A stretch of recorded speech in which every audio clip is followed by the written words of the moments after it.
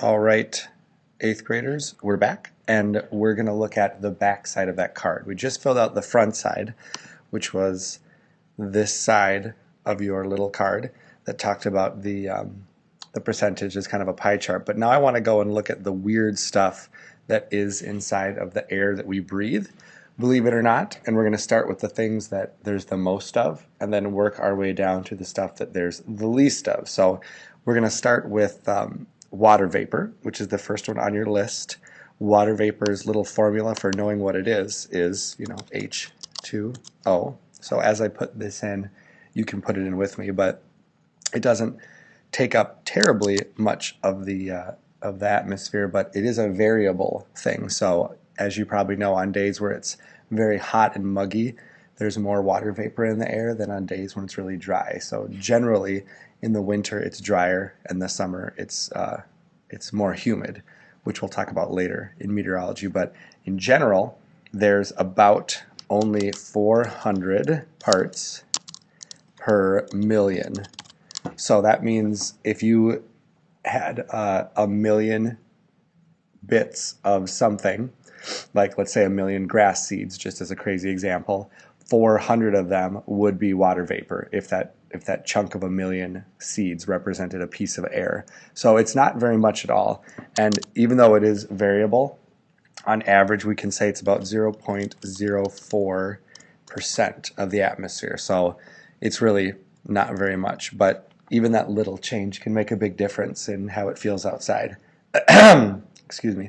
Okay, moving on. So carbon dioxide is something that we've talked about in 7th grade and something that we've talked about in 8th grade. It's generally a clear, odorless, colorless gas. I've got a picture of carbon dioxide here coming out of a like a factory exhaust part. It looks like it's colored there, but that's just because it's mixing with water vapor in the air and turning it into a little instant cloud. You've seen versions of this to the Bayport smokestack. Sometimes when it's cold or not cold, you can see it giving off gas, and it's just condensing and turning into a cloud. It looks like that. But carbon dioxide also doesn't take up very much. You probably remember that its chemical composition, though, is CO2. So CO2. And unlike water vapor, it only takes up 370 parts per million. So it's really not very much of our atmosphere. If you had a million grass seeds, only 370 of those grass seeds, those million, would be carbon dioxide things. So it's in the air we breathe, but it's very, very subtle. So that makes up about 0.037% of our atmosphere. You're probably remembering from up here that we said that little 1%, the other, is made up of a whole bunch of things. That's what all this is made up of, if I didn't mention it before. The next thing I'm going to point out is neon, which is that thing that you see in signs for businesses that will say they're open or they're closed or whatever. And that's actually, that gas is in the air we breathe too.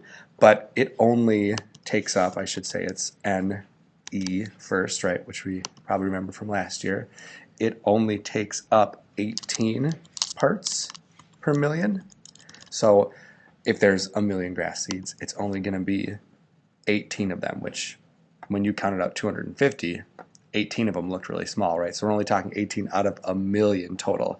So as a percent of the atmosphere, that's only 0.0018%. So we're talking, 10,000ths of a percent at this point. The next one I'll show you is something else that we know really well. On the side, there's helium. Helium is commonly seen as a gas that lets stuff lift up and go higher because it's less dense and it has less mass than the air around it. But there is little bits of helium. You probably remember helium is He, but helium only takes up 5 parts per million. So for every million grass seeds, 5 of them are little bits of helium. That encompasses 0.0005. I think that's right, 0.0005, yep, percent. So extremely small amount. And a fun fact about helium is that we're actually running out of helium that we can take out of the environment when we want to make balloons and stuff like that. So there's only so much. It's sort of a non-renewable resource. So in they say about 50 years, helium will be almost non-existing. So its value will go up. It'll be worth its weight in gold. We move on to the next one. And the next picture I want to show you is baby cows and cute cows, right? And you're probably wondering how that represents methane. First, let me tell you that methane is CH4, which you should write down. So methane didn't used to be so much in the atmosphere, but with humans making sure that we need to have food, we've raised a whole lot of cows and domesticated them.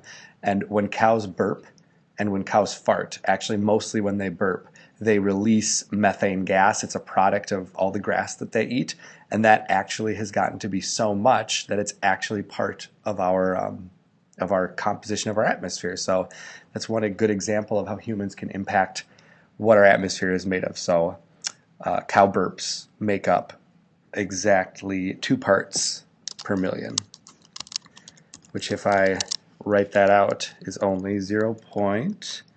And then I'm going to do 3 zeros and a 2. So 0.000%. So very, very small amount, but it's true.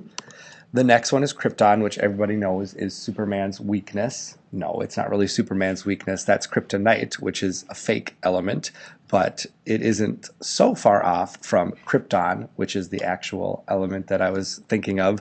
Krypton is a lot like neon. It's a gas that lights up when its particles are excited.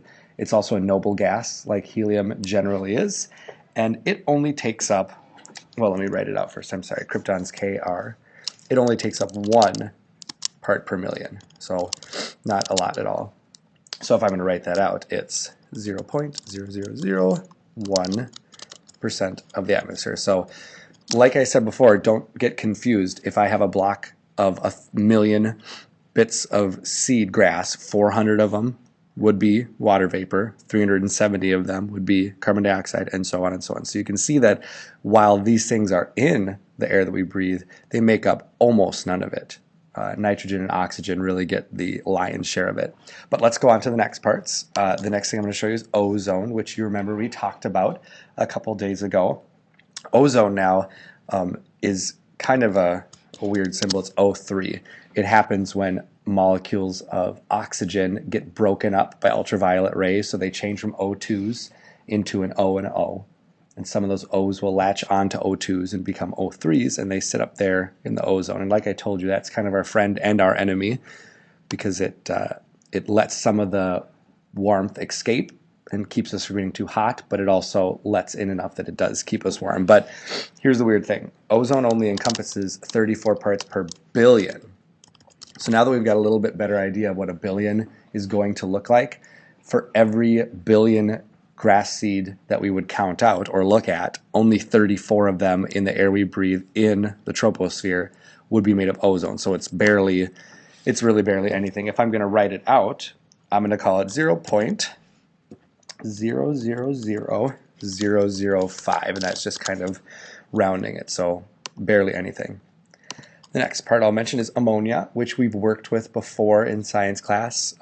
It's really good for cleaning, but it's something that you don't want to breathe in. If you're ever cleaning with it, you want to be in a well-ventilated room, because if you breathe it in, it can be toxic and you can pass out and other bad things will happen to you. But believe it or not, we breathe in ammonia every day in teeny tiny amounts in the atmosphere. Ammonia is NH3, and it only encompasses 20 parts per billion. So for every billion grass seeds, only 20 of them are. So if I'm going to write that out, it's 0.000002%. Barely anything. Next, my favorite, formaldehyde. When we dissected perch and earthworms last year, they weren't in formaldehyde. They were in a less strong substance, because formaldehyde itself is pretty dangerous. Formaldehyde is the preservative used to keep dead things looking the same way. So I know when I was in middle school, my 7th grade life science teacher had jars of formaldehyde with rats and hearts and eyeballs and lots of disgusting things in it. But believe it or not, little tiny molecules of formaldehyde are in the air that we breathe every single day. Its symbol is CH20, but you only find 10 parts per billion of it. So you're breathing in twice as much ammonia as you are formaldehyde, but you're still breathing it in. So it's 0.000001%. Only 3 left. Nitric oxide is something that you can take as a supplement, actually, if you're kind of a weight trainer. It helps dilate your blood vessels and helps keep your blood flow a lot stronger, but it's also in the air we breathe. It's just NO, because it's just one nitrogen element and one oxygen. It's only encompassing 3 parts per billion in our atmosphere, which is 0.0000003. So a very small amount up there.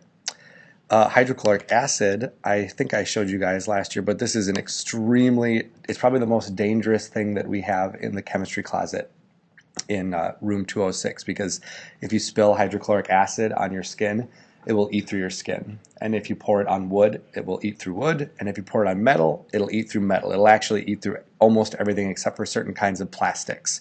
So excuse me, it's extremely dangerous. You don't want to even get it near you, but we actually breathe it in, believe it or not. So hydrochloric acid, which is HCl, is in there. It only takes up 2 parts per billion of the atmosphere. So when we as we're counting to 1 billion seeds, only 2 of them would be little floating molecules of HCl. Not enough to actually hurt us at all, but it's enough that I can write it out as 0.0000002%. So barely anything. And we go to the last one. I think I had shown you a video of this. Sulfur hexafluoride is a gas that, unlike helium, it's not lighter and less dense. It's way denser than oxygen. So if you poured this clear gas into here, it would actually cause really light things to float on it. Kind of like, if you remember last year, the carbon dioxide with the bubbles that I did. You can float on it, and then you can also breathe it in, and it'll make your voice do the opposite of helium. Your voice will sound super duper low, and it sounds pretty cool. I'll show you a clip if we get time later. So sulfur hexafluoride's symbol is SF6, hexa, right, 6-sided. It only encompasses 5 parts per trillion parts of the atmosphere. So for every trillion bits of the air we breathe in, 5 of them are little molecules of sulfur hexafluoride, which, if I'm going to draw this out, I got 1, 2, 3, 4, 5, 6. It's going to be 5.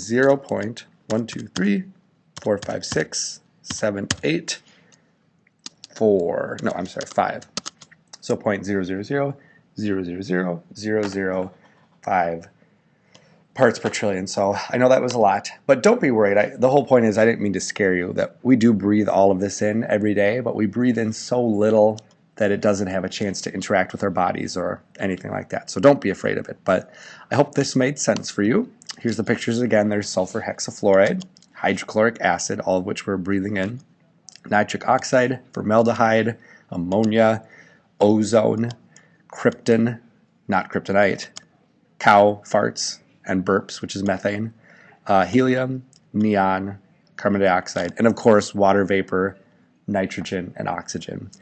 Hold on to these cards that you made today too.